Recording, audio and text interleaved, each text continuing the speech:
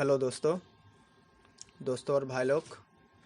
हमारे SSC constable GD 2018 भर्ती की जितने भी मेडिकल फिट कैंडिडेट हैं, तो उन सभी medical and re medical fit candidate को मैं बताना चाहूँगा कि अभी भी रिजेक्शन लेटर या रिजेक्शन स्लिप मेडिकल बोर्ड के तरफ से, सीआरपीएफ के तरफ से आ रहे हैं।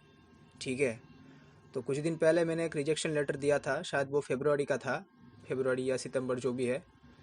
तो हमको लग रहा था कि अभी तक तो रिजेक्शन लेटर नहीं आ रहे, जो आना था वो आ गए।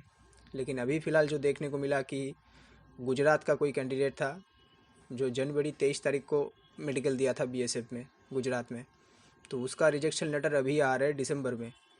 ठीक है, तो क्या प्रॉब्लम हो गया था, उसका जो डेट ऑफ बर्थ है उसमें कुछ मिसमैच आ गया था। वो जो एप्लीकेशन फॉर्म में दिया था 1997 और उसका 10वीं का सर्टिफिकेट में है 1998, तो ऐसा कुछ मिस्टेक हो गया था, तो इसलिए रिजेक्शन आ गया उसका। तो अभी मैं सारे कैंडिडेट को यही बताना चाहूँगा कि ये जो रिजेक्शन वाला मैटर है ये असल में है क्या, किस वजह से आता है और कैंडिडेट को क्या सावधानी बरतना होगा। ठीक है, तो ये बारे में मैं बताना चाहूँगा आप सब लोगों को, इसीलिए मैं ऑडियो ग्रुप में डाल रहा हूँ।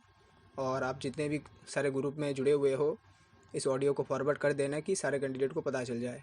ठीक है, तो जो भी है, पहले तो देखो भाई लोग, जो candidate medical and re medical fit है वो ऑलरेडी डॉक्यूमेंट वेरीफाई करके मेडिकल तक आए हैं।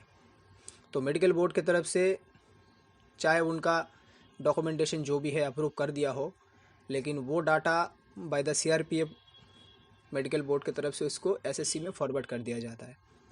अभी एसएससी मेरिट का काम करेगा।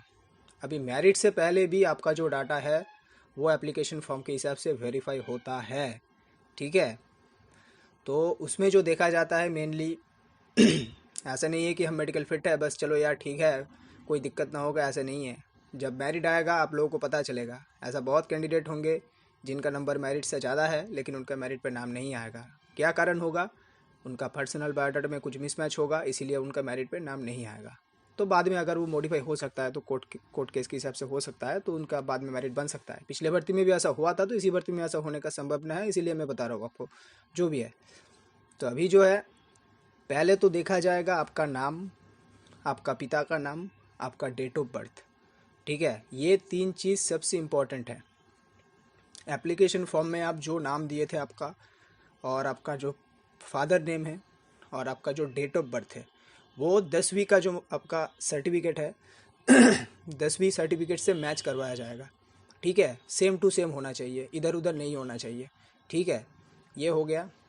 उसके बाद देखा जाएगा आपका डोमिसाइल या रेसिडेंशियल अप्रूवल, जो डोमिसाइल सर्टिफिकेट है उसमें आपका, आप बॉर्डर से आते हैं या नक्सल से आते हैं या जनरल से आते हैं, जो भी है, आप जो एप्लीकेशन फॉर्म में भरे थे उसी के हिसाब से आपको डोमिसाइल सबमिट करना होगा, तो जाके आपको बॉर्डर या नक्सल का जो भी है छूट वो मिलेगा। ठीक है, तो ये हो गया। अगर मैच नहीं होता है तो रिजेक्शन हो सकता है। डोमिसाइल डिस्ट्रिक्ट या डोमिसाइल स्टेट में मिसमैच नहीं होना चाहिए, सेम टू सेम होना चाहिए एप्लीकेशन फॉर्म के हिसाब से। ठीक है, उसके बाद जो है आपका कास्ट सर्टिफिकेट। अगर आप कास्ट का रिजर्वेशन लेना चाहते हैं, एज में छूट लिए हैं, तो आपका कास्ट सर्टिफिकेट सेंट्रल का हो या स्टेट का हो, कोई भी चलेगा, लेकिन उसके साथ फॉर्मेट ज़रूर होना चाहिए। और फॉर्मेट पुराना वाला नहीं चलेगा, नया वाला चलेगा, मेडिकल से पहले या मेडिकल जो भी है।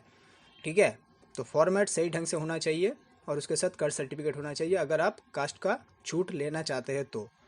अभी मैटर जो है अगर किसी कैंडिडेट ने ओबीसी भरा था, एससी भरा था, एसटी भरा था, लेकिन वो फॉर्मेट या कास्ट सर्टिफिकेट जमा नहीं किए हैं, तो उनको जनरल में डाल दिया जाएगा।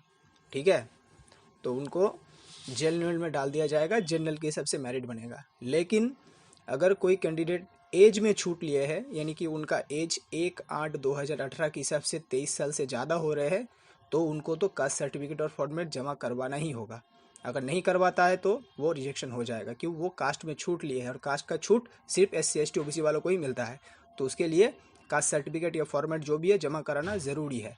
ठीक है, बस मैं यही कहना चाहता हूँ, कोई OBC SC ST कैंडिडेट अगर एप्लीकेशन में भरे हैं, ओबीसी एससी एसटी अगर कास्ट सर्टिफिकेट या फॉर्मेट नहीं जमा करवाया है, अगर उनका एज कम है 23 साल से 1/8/2018 के हिसाब से, तो कोई दिक्कत नहीं है, उसके जनरल के हिसाब से उसका मेरिट बनेगा, लेकिन नंबर जनरल से ज़्यादा होना चाहिए, ठीक है। लेकिन जो कैंडिडेट एज में छूट लिए है उनको तो OBC and SC ST certificate format के साथ जमा कराना बहुत ज़रूरी है, ठीक है। तो ये हो गया मैटर।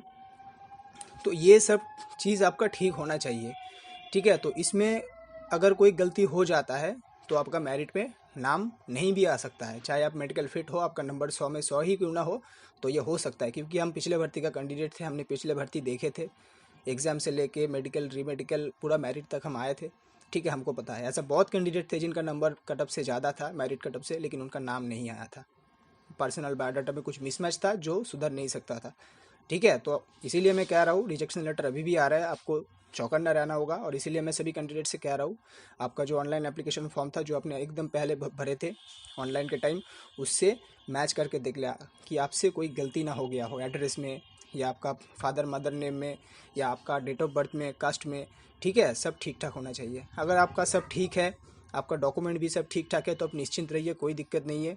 मेरे हिसाब से जनवरी के मिडिल या लास्ट तक शायद फाइनल मेरिट लिस्ट डिक्लेयर हो सकता है एसएससी की तरफ से, और नहीं तो फरवरी भी जा सकता है। और ट्रेनिंग का बात करें तो मार्च अप्रैल तक सबका ज्वाइनिंग कंप्लीट हो जाना चाहिए। बस यही न्यूज़ है, बस यही मैं बताना चाहूँगा। आप ठीक ठाक रहे। अभी और कुछ दिन बाकी रह गया है, 1-1.5 महीना 2 महीना बाकी रह गया मेरिट लिस्ट आने में। अपने को थोड़ा बचा के रखे, ठीक है। तो अपने शरीर के ऊपर ध्यान रखे, फिट रहे, बस यही। ओके, धन्यवाद।